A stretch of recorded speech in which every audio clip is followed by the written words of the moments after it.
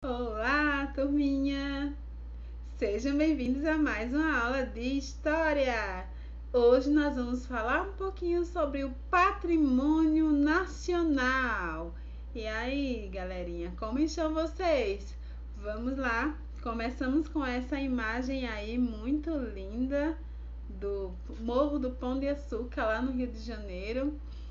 E a estátua do Cristo Redentor, né? Essa escultura enorme que muita gente viaja para muito longe para conhecer e que mesmo muitas pessoas que não conhecem, nunca foram lá, sabem o que é o Cristo Redentor e o seu significado, né?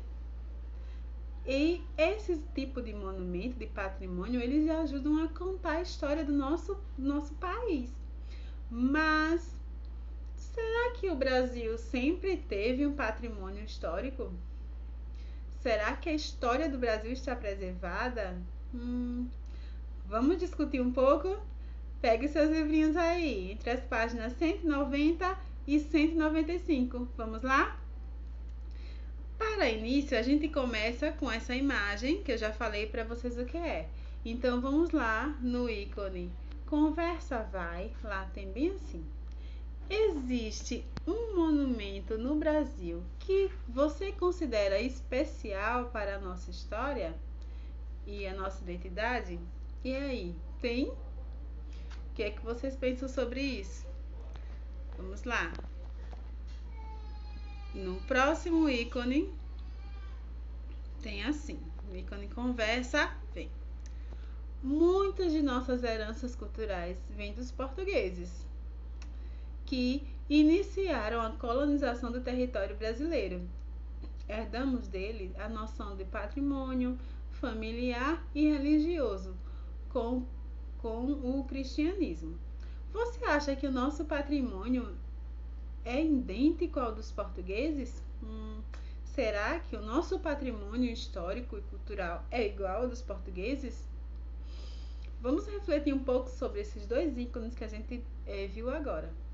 Primeiro, quando os portugueses chegaram no Brasil, já existia um povo aqui, um povo que tinha uma cultura, que tinha já as suas construções, que tinha o seu modo de vida, a sua cultura.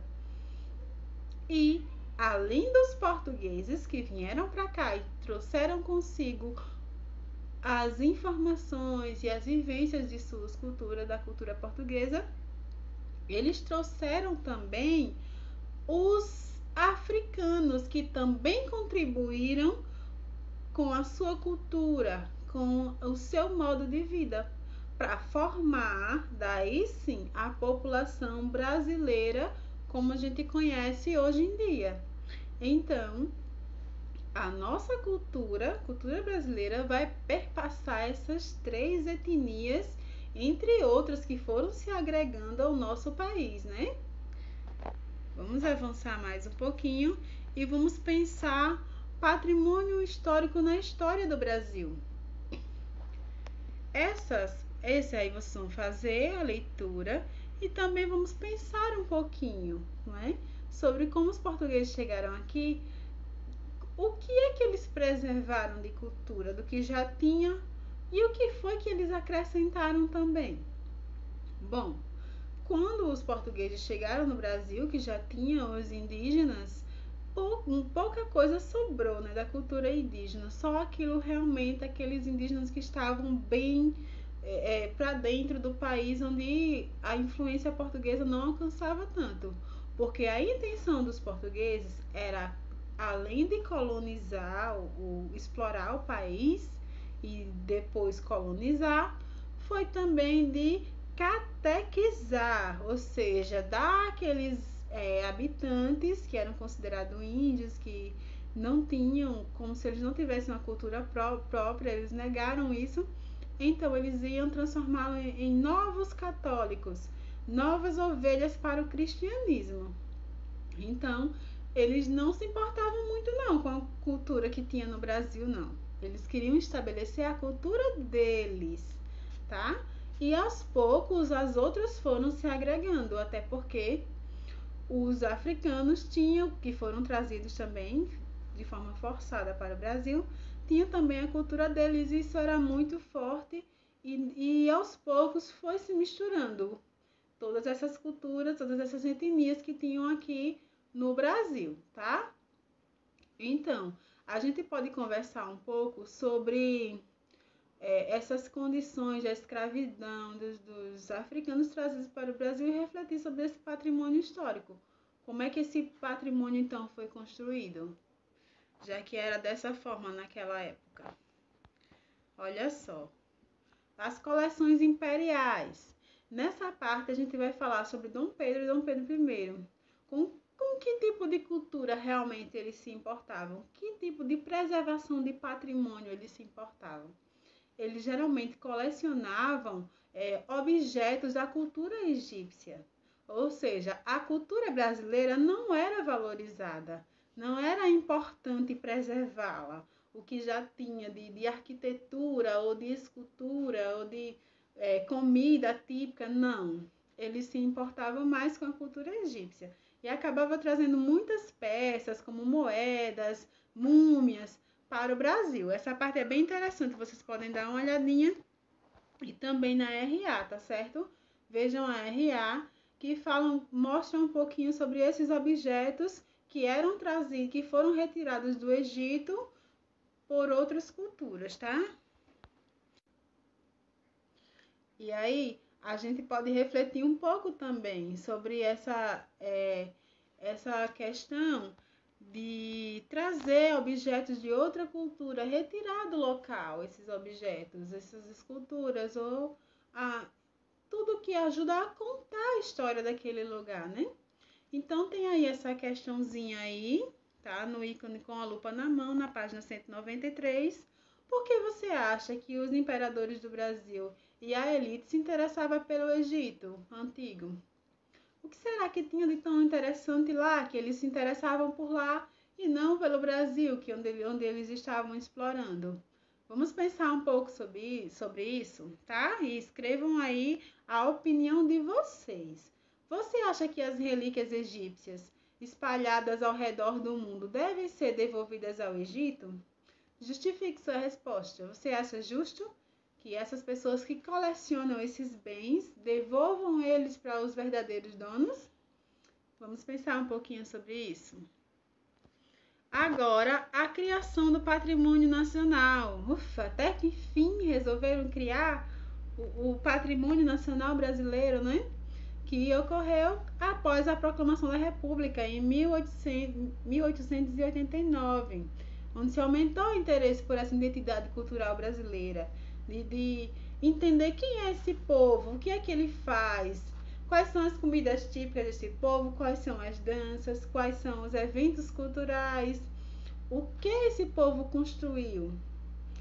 Então, se passou a pensar em guardar esse patrimônio, em registrar, em catalogar. E aí criam institutos como esse aqui, ó, esse órgão aqui. Deixa eu mostrar para vocês. Tem aqui o IFAM, tá? E vocês podem ler um pouquinho sobre ele nessa parte. Esse órgão do governo que tinha como função pesquisar e identificar quais obras de arte e construção faziam parte do patrimônio nacional. E, em compensação, nessa época, como a gente pode também ver aí, aqui, ó, deixa eu destacar para vocês, não havia uma preocupação aqui com o patrimônio imaterial. Olha só, bem aqui, tá aqui, ó, imaterial. Ou seja, a dança, né, que faz parte também da cultura, do nosso desenvolvimento cultural, e ajuda a contar a história e ajuda a contar um pouco de quem é o povo brasileiro, né? Não havia um interesse grande nisso. E aí entra em questão um verbo muito importante quando se fala em patrimônio, que é tombar. O que significa tombar? Vamos lá? Ele está logo aqui, ó. Fazer o tombo, não é? Ou seja, registrar algo em um arquivo público, não é quando o bem é tombado, não pode ser destruído. Nós temos um exemplo aqui em Alagoas, que é a cidade de Penedo, que todo o centro da cidade ele é tombado como patrimônio histórico, cultural, e não pode ser vendido, não pode ser destruído. Tem todo um protocolo a ser seguido para se mexer em qualquer coisa lá. E é muito bonito de se ver, tá? Tudo que foi construído então no Brasil, principalmente quando veio a corte portuguesa para o Brasil, como a gente discutiu na aula passada, ficou pertencendo ao país como uma parte do patrimônio histórico e cultural, tá? Na página 33 do material de apoio de vocês, vai ter algumas imagens que vocês podem montar um pequeno álbum de objetos de patrimônio histórico nacional, tá certo? Vão lá nessa página e façam. E o patrimônio arqueológico do Brasil. Aí se trata de algo que a gente estudou lá no livro 1, os sítios arqueológicos brasileiros, que tem muito material, principalmente os sambaquis, né? Que tem objetos, restos de ambientes vegetais e animais e dos primeiros habitantes do Brasil. Conchas, objetos que ele produzia de cerâmica, objetos que eles usavam na caça, na pesca, como se vestia, as casas que tinha. E tudo isso é um lugar que não pode ser mexido e é protegido por lei. E logo mais embaixo aqui no livrinho de vocês tem aqui destacado a lei que protege esses ambientes, tá? Tá aqui, ó. E em cima fala também um pouquinho sobre ela, que depois vocês podem ler e entender melhor. Mas o básico é que esses lugares protegidos por lei, eles não podem ser mexidos de forma alguma. Até porque tem fósseis, tem objetos que contam uma história que são riquíssimos em valor cultural pra gente. Tá? E na próxima página, que é uma atividade, tá? É uma atividade onde vocês vão escolher um desses sítios que tem aqui embaixo. Deixa eu mostrar para vocês. Aqui, ó, nessa parte aqui, tem vários sítios arqueológicos que vocês podem escolher, tá? Podem escolher um desses, fazer uma pesquisa e registrar aí embaixo, colocar fotos, tá? Representar. No quadro estão nomes de 5 sítios arqueológicos tombados no Brasil. Escolha um deles, pesquise onde ele está localizado e quais são os seus vestígios arqueológicos encontrados nesse sítio. Representando abaixo por meio de um desenho ou colagem, tá certo? Escolha um desses aí e cole. Leiam o texto, tá? Façam essa atividade e façam também as fichas de atividade entre as páginas 121 e 122 do livrinho do caderninho de fichas de atividade de vocês, tá certo? Espero que tenham gostado da nossa aula. Pensem nas discussões levantadas agora e até a próxima. Tchau, tchau!